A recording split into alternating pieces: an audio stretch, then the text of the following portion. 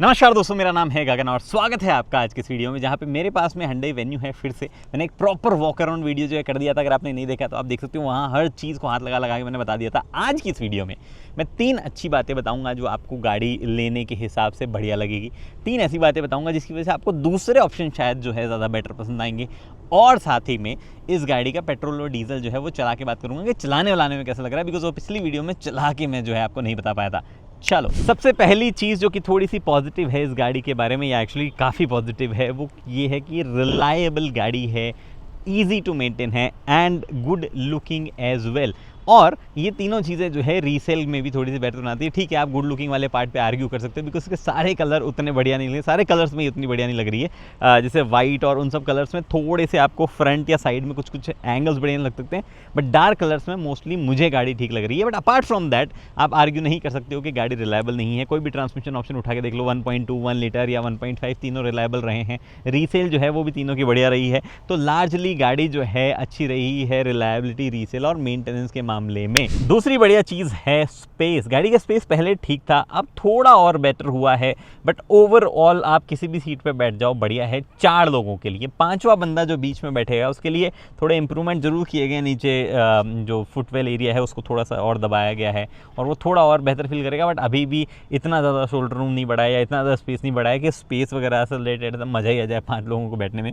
Segment में कुछ गाड़ियाँ और है जो थोड़ा बेटर स्पेस ऑफर करती है, बट ठीक है मेरे ख्याल से 4 लोग भी अगर बैठना चाहें, जिनमें से 2 लोग अगर 6 फुट के भी हो, तो भी ठीक कंफर्टेबल रहोगे आप। ऐसा स्पेस वगैरह के मामले में या कंफर्ट वगैरह के मामले में चीज़ें जो है वो बढ़िया ही मैं काउंट करूँगा। और उसके बाद में तीसरी बड़ी पॉजिटिव चीज़ है इस गाड़ी के बारे में, इसके फीचर्स।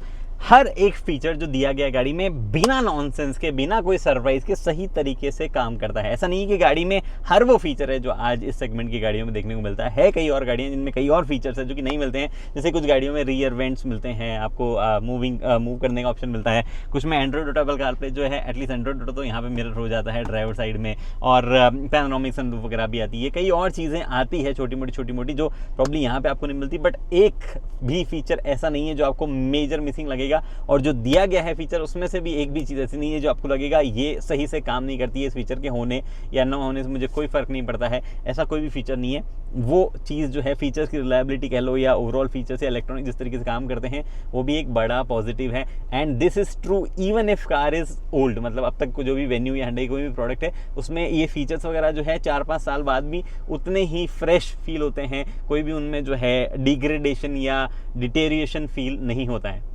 कौन सी चीज़ें हैं जो कि आपको इस गाड़ी से दूर रखेगी या आपको प्रॉब्ली यहाँ पे नहीं किसी और गाड़ी में बेहतर मिल पाएगी? उसमें सबसे पहली चीज़ है, इस गाड़ी की ड्राइव ट्रेन में कोई ऐसी यूएसपी नहीं है। ना ही ये गाड़ी जो है आपको सबसे ज़्यादा फ्यूल एफिशिएंसी वाले वेरिएंट के हिसाब से मिलती है, अपार्ट फ्रॉम डीजल मैनुअल अगर आप उसको छोड़ दो जो कि बढ़िया फ्यूल एफिशिएंट है। और ना ही इस गाड़ी में आपको सबसे पावरफुल इंजन्स मिलते हैं। तो वो वाला पार्ट ऐसा है जो कि आप प्रॉब्ली कहीं और ज़्यादा बेहतर देखना पसंद करोगे कि अरे मेरे को तो पावर चाहिए सबसे ज़्यादा, तो वो यहाँ पर ब्रैगिंग राइट नहीं है। अगर आपको ये हो कि मेरे को तो सबसे ज़्यादा फ्यूल एफिशिएंसी यहाँ पे चाहिए, तो वो वाले ब्रैगिंग राइट्स भी जो है यहाँ पे आपको नहीं मिलने वाले हैं। दूसरा कौन भी लार्जली ट्रांसमिशन ऑप्शन से ही जुड़ा हुआ है थोड़ा बहुत। सीएनजी ऑन ऑफर नहीं है, एटलीस्ट स्टार्टिंग से। तो बाद में कर दिया जाए तो बात अलग है, बट सीएनजी जो है उस पर हमने देखा है कि ब्रेजा ने दबा के सेल्स करी है। लोगों को चाहिए, कुछ हैं लोग जिनको एसयूवी टाइप हाइट वगैरह के साथ में ज़्यादा रनिंग है, बट वो डीजल भी नहीं ले सकते हैं, उनके हिसाब से सीएनजी फिट बैठता है। डिस्पाइट द फैक्ट कि ब्रेजा जो है वो सब 4 मीटर वाला टैक्सेशन बेनिफिट एंजॉय नहीं कर पाती, फिर भी बहुत ज़्यादा बिक जाती है। तो यहाँ पे भी एक्चुअली ऑन ऑफर होना चाहिए था डे 1 से। नेक्सॉन भी ऑफर कर ही रही है, हालांकि उनका टर्बो चार्ज के साथ में उतना ज़बरदस्त नहीं है, at least not in the reliable part of things. 1.2 के साथ में ऑफर करते तो थोड़ा सा हो सकता है कि पावर और ज़्यादा लूज हो जाती, बट मुझे लगता है लेने वाले लोग होते। एंड ऑल्सो AMT वगैरह के साथ में एक्सपेरिमेंट करके एक सस्ता ऑटोमेटिक भी ऑफर किया जा सकता था, वो भी ऑन ऑफर यहाँ पे नहीं है। तीसरी चीज़, ride quality. Honestly speaking, segment में जो गाड़ियां हैं उनमें कुछ गाड़ियों की राइड क्वालिटी इतनी ज़बरदस्त है अपने गड्ढों वाली सड़कों पे कि यहाँ पे ये कौन रह रहा है। बट अभी मैं आपको राइड करते वक्त बताऊँगा, ड्राइव करते वक्त बताऊँगा इसके जस्ट बाद में कि एक्चुअली उसमें सुधार हुआ है, स्पेशली एक वेरिएंट में। सारे वेरिएंट में सेम नहीं मिलेगी, ये एक कौन बोल सकते हो आप, बट सेगमेंट में कुछ गाड़ियां हैं जो थोड़े से अपने गड्ढों के हिसाब से थोड़ा और बेहतर फील करवाती है विद दी एज एटलीस्ट, मतलब ऐसा 10-15-20 हज़ार किलोमीटर के बाद में भी जो है वो थोड़ी सी बेहतर फील होती है। बहुत ज़्यादा डिफरेंस नहीं है, लेट्स से 19-20 या 18-20 वाला आप कह सकते हो, अभी भी फ़र्क है। मैं राइड पे निकलने वाला था, फिर मुझे लगा कि 3 कॉन और 3 प्रोज के साथ में एक और चीज़ इसकी बात करनी बहुत ज़रूरी है, वो है सेफ्टी। लार्जली लोग जो है बोलते हैं सेफ्टी पर बात क्यों नहीं या करी, तो आप थोड़ा सा सॉफ्ट हो Hyundai को लेके। ये मुझे एलिगेशंस रहे हैं, मुझे Hyundai की एक्टिव सेफ्टी पे कभी ज़्यादा शक नहीं रहा है, स्पेशली जो जब आप जिस तरीके से कॉन्फिडेंट ड्राइवर सीट के पीछे बैठ के आता है, बहुत ही सही लगता है। लार्जली वो एक बड़ा इंपॉर्टेंट पार्ट होता है सेफ्टी के पॉइंट ऑफ व्यू से। बट आज जब मैं वीडियो बना रहा हूँ तब मुझे सिर्फ ये पता है कि ज़्यादा हाई स्ट्रेंथ स्टील का इस्तेमाल किया गया है, हॉट स्टैंपिंग वगैरह जो की गई है। फिलहाल मुझे नहीं पता है कि कोई एनकैप टेस्ट हुआ है या नहीं हुआ है, या उसके रिजल्ट क्या है, क्योंकि वो लॉन्च से पहले नहीं बताया जाएगा। अगर हुआ होगा तो मैं यहाँ पे बता दूंगा, और नहीं हुआ होगा तो डेफिनेटली Hyundai को जो है अब, क्योंकि वो दावा कर रहे हैं कि उन्होंने सेफ्टी पे काम वाम किया है, हमें दिख रहा है कि थोड़ा वेट भी इंक्रीज़ हुआ है, तो कुछ तो उनको थोड़ा सा उस डायरेक्शन में भी सोचना चाहिए, एश्योरेंस वहाँ पे दिया जाना चाहिए। बिकॉज सेगमेंट में महारत ही मौजूद है भाई साहब। XUV ले लो महिंद्रा की, चाहे आप ये ले लो अपना टाटा, जिन्होंने पूरा मामला ही शुरू किया है, तो है बढ़िया ऐसा स्ट्रॉन्ग चीज़ अवेलेबल है। इवन इको स्पोर्ट के साथ में भी वो एनकैप भरे ही ना हुए हो कभी, बट हमें फील आता था कि काफ़ी सेफ और अच्छी गाड़ी वो रही है। तो यहाँ पे भी आई थिंक थोड़ा सा वो काम कर देना चाहिए। It is neither a pro nor a con अभी के लिए एटलीस्ट, बट अब जो है ड्राइव के टाइम पे क्या कैसी फील हो रही है उसकी बात करते हैं डिटेल में। ओके जी, अबे बस एकदम उल्टी खड़ी है, लग रहा है फेस पे आ गई। ड्राइव की बात करना शुरू करते हैं। क्योंकि मैं कैमोफ्लाज्ड व्हीकल चला रहा हूँ, तो मैं हाई स्पीड पे नहीं चलाऊँगा, मतलब चलाऊँगा बट उस टाइम पे विंड नॉइज़ ज़्यादा हो सकती है, बिकॉज यहाँ पे कैमो की फर कुछ आवाज़ें आ सकती है, तो उस पर जज नहीं करेंगे गाड़ी को। बाकी सब पैरामीटर्स पे जो है मैं आपको जज करके बताऊँगा क्या कैसी लग रही है। ये दब गया क्या मेरे से? ओह एक्चुअली सेलेक्ट ही हो गया था ऑलमोस्ट। नहीं सेलेक्ट हुआ था, ऐसा पूरा नहीं दबा था, ठीक है समझ गया। एनीवे, तो बाकी सब चीज़ छोड़ो। सबसे पहले इंजन ट्रांसमिशन ऑप्शन जो है उसमें एक ही चेंज है, वो है जो डीजल है उसमें एक ऑटोमेटिक ऐड हुआ है, उसको मैं चलाऊंगा अलग से क्योंकि वो नया है तो चलाना बनता है। बट जो पेट्रोल है उसमें कोई चेंजेस नहीं है। 1.2 आपके पास में मैनुअल के साथ में आ रहा है आज भी। मुझे लगता है उसको डे 1 से CNG के साथ में और किसी ऑटोमेटिक ट्रांसमिशन के साथ में डालना था, या एटलीस्ट AMT के साथ में डाल देते और टॉप एंड में लाना था, वो बहुत ही इंपॉर्टेंट था। बट वो यहाँ पे नहीं हुआ है। ना ही ट्रांसमिशन के मामले में कोई चेंज जो है 1 लीटर टर्बो के साथ में हुआ है। ये मैनुअल और DCT दोनों के साथ में आता रहा है और आएगा अब भी। एक चेंज छोटा सा ये हुआ है कि 172 Nm की जगह 170 Nm टॉर्क जो है अब ये बनाती है। थोड़ा सा 2 Nm का फर्क है, कुछ खास फर्क नहीं है। और किस पॉइंट पे वो फर्क है, RPM के कौन से बैंड पे, आपको ये जानने में भी कोई खासा इंटरेस्ट नहीं होगा। मोस्ट लाइकली आपको इंटरेस्ट ही होगा कि गाड़ी चलाने में कैसी लग रही है, वो मैं आपको बताता हूँ कैसी लग रही है। सबसे पहले क्योंकि ऑल न्यू कार है तो हर एक चीज़ की धीरे धीरे, भाई एक लाइव तार निकला हुआ है वहाँ पे, बहुत बढ़िया। मतलब महाराष्ट्र की सड़कें तो माशाअल्लाह गजब ही हो रखी है। एनीवे, सो लाइव तार नहीं, सॉरी लाइव मेरे को फील कैसी हो रही है उन चीज़ों की बात करते हैं। सबसे पहली चीज़ है विजिबिलिटी वाइज जो है गाड़ी थोड़ी सी वाइड लगने लगी है और एकदम सॉर्टेड है विजिबिलिटी। ना ही इधर कुछ ऑब्स्ट्रैक्ट होता है, ना ही IRVM में देखने में मेरे को भी प्रॉब्लम है। ORVM भी अच्छी जगह कवर कर रहे हैं, कोई भी इशूज रिलेटेड जो है वो नहीं है। जो पीछे हेडरेस्ट है जो कि अदरवाइज ऐसा लग रहा था वहाँ पे बैठ के काफ़ी ज़्यादा नीचे है, वो यहाँ पे काम के लग रहे हैं अपने सबसे नीचे वाले पोजीशन, बिकॉज कुछ भी इंट्रूड नहीं कर रहे हैं। दूसरी चीज़ ये कि जो एर्गोनॉमिक्स है उसमें भी एक्चुअली थोड़ा सा चेंजेस है। यहाँ पे स्पेस की फील बड़ी है मेरे ख्याल से, वो जो कटआउट है इस वजह से या I don't know what, but थोड़ी सी स्पेस की फील जो है वो यहाँ इंक्रीज़ हुई है। तो अगर आपकी हाइट ज़्यादा है 6 फुट के आसपास भी अगर आप हो तो मोस्ट लाइकली आप यहाँ पे कंफर्टेबल फील करोगे। सीट्स में अभी भी सेटिंग जिस हिसाब से दी गई है, मेरे को पसंद ये है कि आप जो ये आगे पीछे रिक्लाइन वाली चीज़ जो है वो एक बार की फिर भी मैकेनिकल दे दो। इलेक्ट्रिक जो है वो अप डाउन देना जरूरी है, बट यहाँ पे इलेक्ट्रिक अप डाउन नहीं होता है। हालांकि on contrary to my opinion कई लोगों का ये कहना है कि उनको इलेक्ट्रिक एडजस्टमेंट जो है माइन्यूट छोटे एडजस्टमेंट आगे पीछे और रिक्लाइन में ज़्यादा पसंद है। ऊपर नीचे तो फिर भी उनके हाइट के हिसाब से वो एडजस्ट कर लेते हैं, भले ही आधा इंच ऊपर नीचे हो जाए तो चल जाता है। सो हो सकता है मैं ऐसा ऑड केस हूँ, बट मुझे एर्गोनॉमिकली कोई इशू नहीं लग रहा है। सबसे बढ़िया चीज़ स्क्रीन वगैरह दी है, बस फिर भी इंपॉर्टेंट बटन दिए गए हैं, बढ़िया चीज़ है। हर एक चीज़ रीच में, ये वाला कॉर्नर जो है वो भी रीच में है, जो कि सबसे फार्देस्ट कॉर्नर आमतौर पे होता है, एकदम सॉर्टेड है, कहीं कोई इशू मुझे नहीं लग रहा है। आफ्टर दैट एक और चीज़ जो कि मुझे बतानी थी, ड्राइवर सीट का जो ओवरऑल कंफर्ट है, सम हाउ सीट्स वगैरह जो है वो कंफर्टेबल लग रही है अभी लेदरेट वाले ऑप्शन में। तो I am pretty sure fabric वाले में Hyundai मोस्टली कंफर्टेबली बनाता है, तो वहाँ पे भी लगेगी। ये सम हाउ वाला लाइन में इसलिए जोड़ रहा हूँ, थोड़ा एक अलंकार में मैं डाउट इसलिए ला रहा हूँ मेरे, क्योंकि जो क्रेटा और एल्कजार वगैरह जो मैं अभी हाल ही फिलहाल में चला रहा था, उनकी सीट एक बार की बैठने में थोड़ी कंफर्टेबल लगती है, थोड़ा एडजस्टमेंट मुझे चाहिए होता है। यहाँ पे मेरे को कोई एडजस्टमेंट नहीं चाहिए, मैं ऐसे बैठा और मेरे को कंफर्टेबल वो फील होने लगी। हालांकि किसी तरीके का कोई लंबार सपोर्ट या ऐसी चीज़ नहीं दी गई है। अगर दे दी जाए वो सीट, मतलब मैकेनिकल लंबार सपोर्ट दे दे, तो एक्चुअली काफ़ी लोगों के लिए हेल्पफुल हो सकता है। बट मैं कुछ बहुत ज़्यादा ही मांग रहा हूँ मेरे ख्याल से इसमें। इस सेगमेंट में कॉम्पिटिशन अब ऐसा हो गया है कि यहाँ पे लोग फीचर्स को ज़्यादा तवज्जो दे रहे हैं, बजाय कि जो छोटी छोटी चीज़ें जो दिखती नहीं है, जैसे लंबार सपोर्ट जैसी चीज़ किसी को दिखती नहीं है, अनलेस वो इलेक्ट्रिक में दी जाए तो लोग उसकी बात करने लग जाते हैं। बट वो अगर दिया जाए तो काफ़ी काम का होगा कई लोगों के लिए जो कि बैठ के लंबी लंबी ड्राइव करते हैं गाड़ी में। खैर ओवरऑल कंफर्टेबल है, कोई इशू नहीं है। उसके बाद में आते हैं हम राइड, और एक काम करते हैं, राइड हैंडलिंग इसकी बात डीजल में जाए करूँगा, क्योंकि इसका भी एक्सपीरियंस लेता हूँ, उसका भी लेता हूँ। सबसे पहले इस इंजन की बात कर लेते हैं। देखो इंजन का क्या है ना, ये इंजन मेरे को शुरू से ही बहुत ज़्यादा पसंद नहीं आया है। उसका रीज़न मैं आपको सिंपल सा बताता हूँ। एक तो 3 सिलेंडर इंजन है, उसके बाद में ओवर द ईयर्स थोड़ा आवाज़ वगैरह करने लग जाता है, हार्श होने लग जाता है। हालांकि Hyundai को शुरू से पता था कि अब यही इंजन है जो है हमारे पास में, और हम इसी को इम्प्रूव करते जाएंगे। और हर आइट्रेशन में हम देख रहे हैं थोड़ा और रिफाइंड हो रहा है, थोड़ा और कम आवाज़ जो है वो करता जा रहा है। NVH उसके सुधर रहे हैं। दैट डजंट मीन कि 1.2 जो इनका है उसकी इतना रिफाइंड हो गया है, नहीं, वैसा नहीं हो सकता है। रिफाइंड ना ही उतना मैं उम्मीद कर रहा हूँ, बट थोड़ा सा और बेटर, थोड़ा सा और जो उसके कैरेक्टर्स बदले हैं। लेकिन DCT के साथ में आज भी प्रॉब्लम सेम ही है।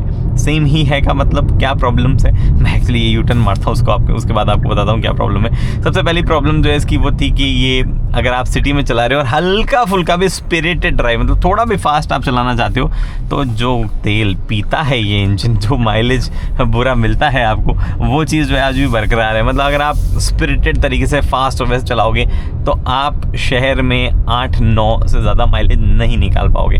प्यार से चलाने वाले लोगों में से हो, बहुत ज़्यादा ट्रैफिक नहीं है आपके, बम्पर टू बम्पर ट्रैफिक नहीं है आपकी सिटी में, तो आप इस DCT के साथ में अप्रॉक्सीमेटली 10-11 का माइलेज सिटी में निकाल सकते हो। और अगर आप ऐसे ओपन, जैसे मैं जहाँ चला रहा हूँ उस एरियाज में चलाते हो, तो most likely you can do 12-ish kind of fuel efficiency. हालांकि यहाँ पे तो करंटली सड़कें बहुत टूटी फूटी है, तो रोको चलो ऐसे वाली चीज़ हो रही है। एक चीज़ तो ये, दूसरी चीज़ NVH पिकअप वगैरह से रिलेटेड ही थी। मैं थोड़ा ढलान पे जरूर हूँ, बट लार्जली फिर भी फील हो जाएगा आपको कि मैं क्या कहना चाह रहा हूँ। DCT ट्रांसमिशन के साथ में हमने ये एसोसिएट किया हुआ है कि बहुत ज़्यादा चलने में पावरफुल और वैसी वाली चीज़ें होगी। पीछे कोई नहीं आ रहा तो मैं रोक लेता हूँ गाड़ी। देखो ये पिकअप इतना स्लो पिक करता है, इतना स्लो ये गाड़ी जो है पिक करती है। ये सेम चीज़ हमने स्कोडा फोक्सवैगन के DCTs में देख ली है। अब हर चीज़ वो आपको स्पिरिटेड फन मोमेंट जो है वो नहीं मिलता है किसी भी पॉइंट पे, अनलेस आप जैसे इंजन को काफ़ी ज़्यादा ऑलरेडी रेव कर रहे हो और एल्गोरिथम समझ जाता है कि भाई ये गाड़ी चलाई ही इस हिसाब से जा रही है। जैसे कि फॉर एग्जाम्पल मैं ये पैडल शिफ्टर का इस्तेमाल करके चलाता हूँ और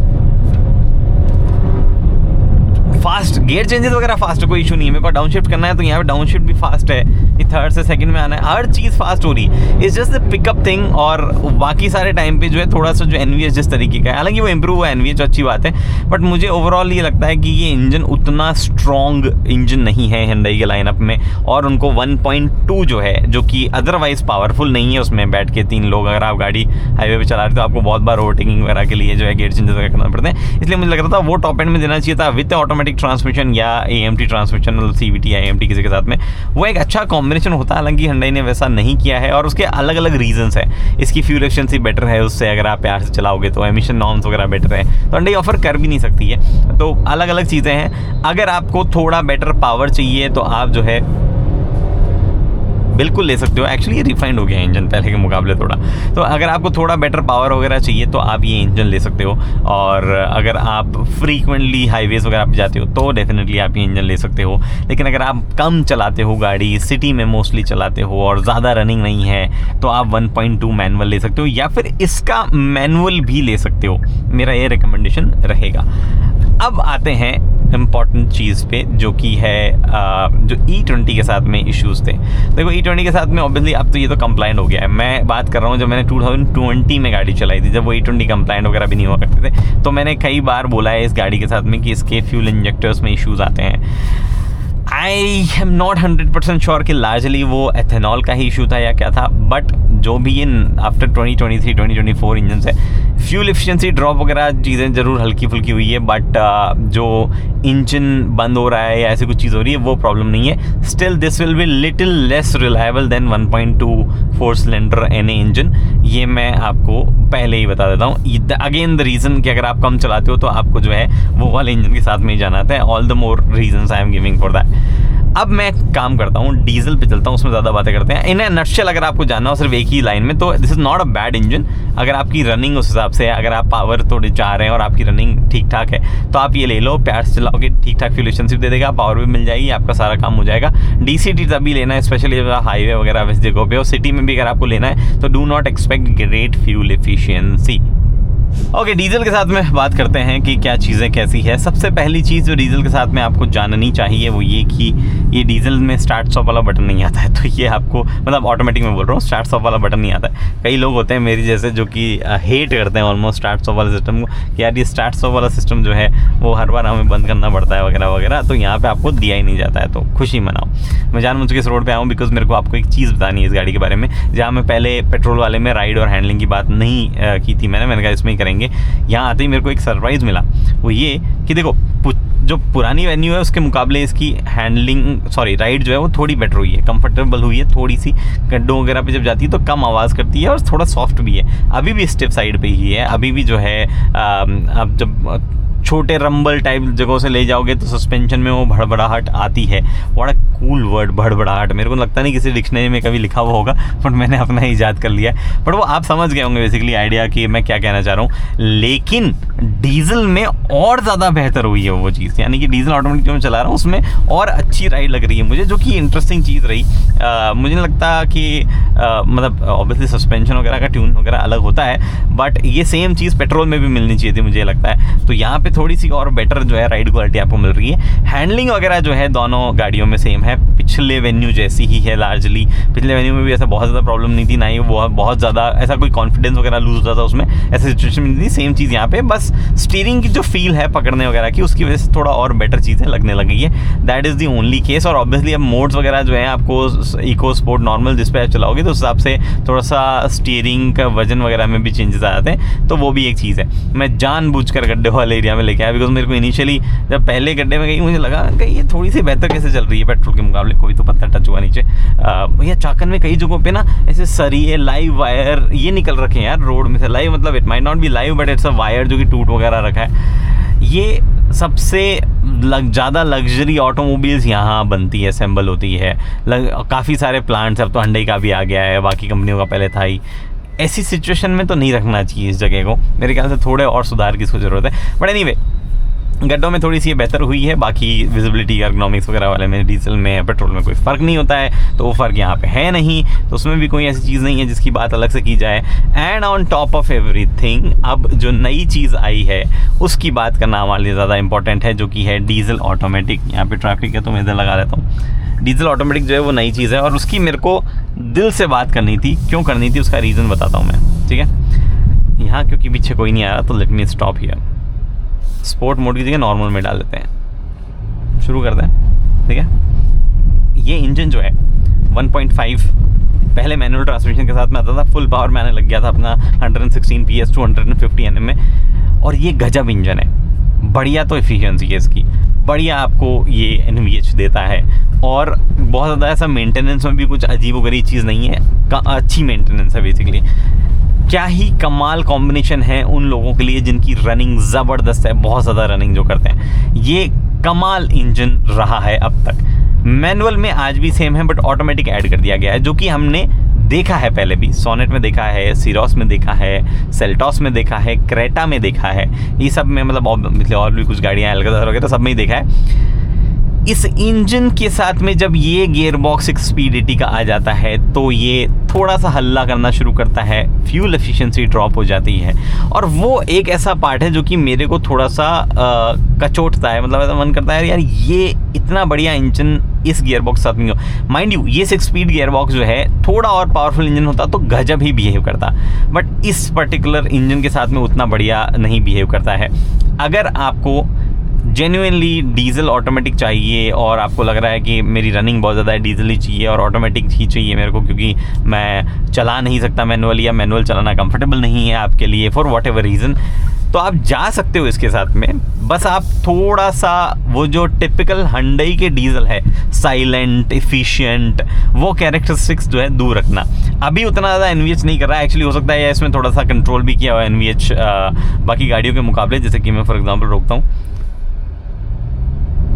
ये जो आवाज़ है ना ये हल्की सी, ये और ज़्यादा प्रोमिनेंटली आती है कुछ और गाड़ियों में, एटलीस्ट थोड़े टाइम बाद में। तो जब भी मैंने चलाई है 5-10 हज़ार किलोमीटर, मेरे घर में एक क्रेटा है डीजल ऑटोमेटिक, लगभग 25-30 हज़ार किलोमीटर चली, उसमें हमने ये सिरोस में भी देखा, थोड़ी सी ज़्यादा आवाज़ ही करने लग जाता है। And bumper to bumper traffic में इट फील्स कि इंजन स्ट्रगल कर रहा है आगे बढ़ने को, हालांकि ऐसा एक्चुअल में स्ट्रगल नहीं करता है, it's just feel because of the NVA, जिस तरीके के नॉइज़ वगैरह जो इंजन निकालता है, और वो फ्यूल एफिशिएंसी ड्रॉप करता है टू ए पॉइंट कि सिटी में आपको 15 की एफिशिएंसी मिल सकती है डीजल मैनुअल के साथ में, बट ऑटोमेटिक आपको 12-12.5 की देगा। हाईवे पे आपको 20 की मिल सकती है, 20 से भी ज़्यादा मिल सकती है एक्चुअली, आप अगर आप बहुत ज़्यादा तेज ना चलाओ तो, बट 3 की एमपीएल कम मिलेगी अगर आप ऑटोमेटिक लोगे तो ये डिफरेंसेस जो है वो थोड़े से आपको ध्यान में रखने पड़ेंगे जिस टाइम आप ट्रांसमिशन लेते हो।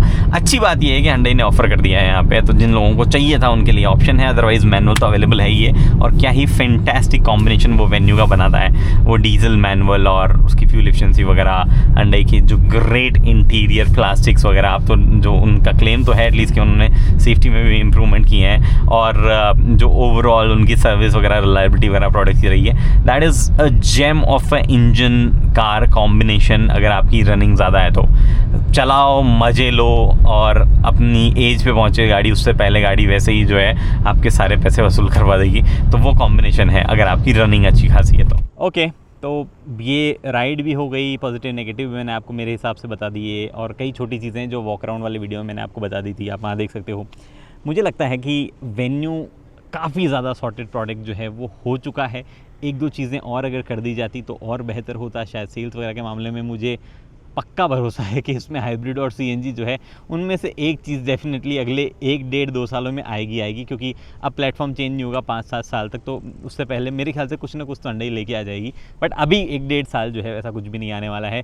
डीजल तब तक कंटिन्यू डेफिनेटली रहेगा। हो सकता है जब हाइब्रिड वगैरह कुछ आए तो डीजल शायद चला जाए, बट मैनुअल के साथ में डीजल जो है काफ़ी लॉजिकल है, और फॉर्चुनेटली उसकी राइड क्वालिटी भी थोड़ी बेटर है। अगर आपकी रनिंग ज़्यादा है तो आप वो चूज़ कर सकते हो। बाकी तो क्या है, जो अगर कुछ रह गया हो बताना वगैरह कुछ भी है, आप जो है कमेंट कर सकते हो। कुछ आपको कोई कंपैरिजन या ऐसी कोई चीज़ चाहिए तो वो भी आप लिखो, करेंगे कोशिश उसको मुहैया करवाने की। फिलहाल इस वीडियो में इतना ही। उम्मीद करता हूँ वीडियो पसंद आई, पसंद लाइक शेयर सब्सक्राइब आप कर सकते हैं। अगली वीडियो तक दोस्तों हेलमेट पहनिए, सीट बेल्ट पहनिए, खुद भी सेफ चलिए, दूसरों को भी सेफ रखिए, रोड पे हरकतें वैसी करिए, और ओवरऑल रोड्स को थोड़ा और बेहतर चलाने योग्य जो है अगर हम बना सके थोड़ा बहुत भी तो बढ़िया चीज़ होगी। धन्यवाद।